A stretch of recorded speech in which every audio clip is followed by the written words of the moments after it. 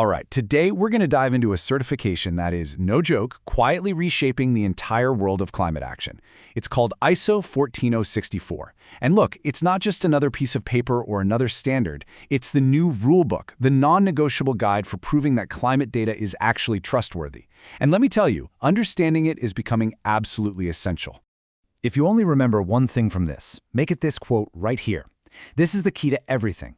We've shot way past the era of just feel-good sustainability reports. Now, greenhouse gas numbers, they're being held to the exact same tough, unforgiving standard as a company's financial books. The stakes are just fundamentally higher now. So, what does this new reality actually look like? Well, it means you've got regulators, sharp-eyed investors, and even your own customers all demanding emissions data that is completely rock solid.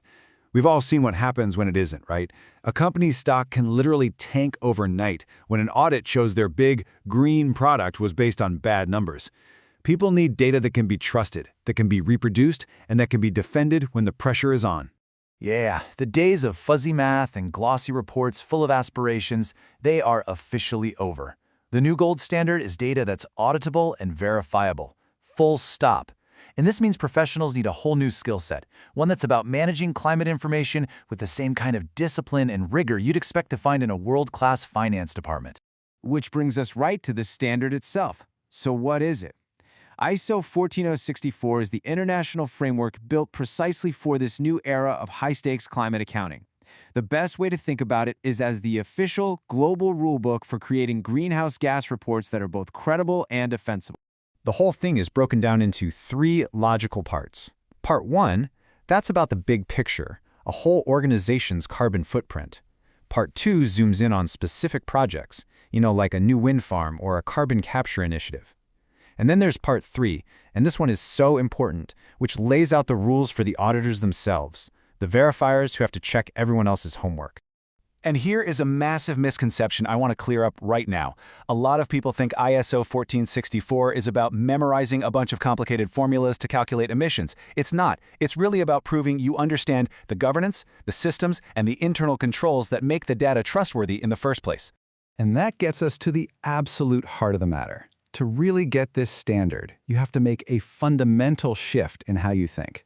It's about moving away from just, reporting a number and moving towards having rigorous, provable control over your data.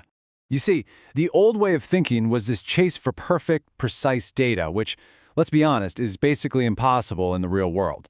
The new mindset, the one this standard demands, isn't about perfection. It's about being honest. It demands that you acknowledge, manage, and openly disclose your uncertainties. It's all about transparency over fantasy. And this leads to the next huge shift in focus. It's not enough anymore to just count up your tons of carbon and present a final number. The real emphasis now is on proving how you got that number. Who owns the data? How reliable are your systems? Do you have controls in place to catch mistakes? It's the process that builds trust, not just the final product. Okay, so here's the secret to really succeeding with this standard and, passing the exam. You have to stop thinking like the person preparing the report, and you have to start thinking like the person who's paid to find every single flaw in it. You have to think like an auditor. And this is the one question that is always running through an auditor's mind. It's not, is this number big or small? It's, can I actually trust this number? Can this data be defended in a courtroom or in front of investors if someone challenges it? Every system you design has to be built to answer that question with a very confident yes. So this is basically their checklist. These are the core ideas that verifiers live and breathe. They're looking for independence, making sure there's no funny business. They're demanding enough hard evidence. They're checking for what's material, ensuring things are consistent from year to year. And for projects, they are relentless about checking the baseline and the monitoring plans. This is their entire credibility playbook. Now, let's tackle one of the absolute trickiest concepts in this entire standard, materiality. It sounds simple, right? A big mistake is material, a small one is not. But what if it's not that simple? Here's the key. Materiality isn't just about size, it's about impact. Think about it this way. A tiny 1% error in the data for a company's brand new green product might seem small, but if it misleads investors about that product's real carbon footprint, that is highly material. A small lie about a big promise is a very big deal. Context changes everything. So, let's pivot and talk about what this all means for your career.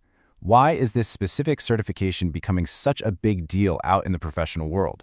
Well, because in an age where everyone is skeptical, this thing is a credential that signals undeniable credibility.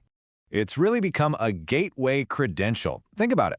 Companies that are facing tough audits, or going through due diligence for a merger, or dealing with new regulations, they need people who can walk into a room and confidently defend their climate data. They rely on professionals with this certification to prove their numbers and their entire story are solid. And look at the kinds of doors this certification opens up. We're talking about some of the most critical, high-demand career paths right now. In climate assurance, you're the expert the board of directors trusts. In ESG audit, you're the detective verifying claims before they ever get to investors. This standard isn't just for sustainability folks anymore. It's becoming critical for accountants, engineers, and risk managers who want to be leaders in their field.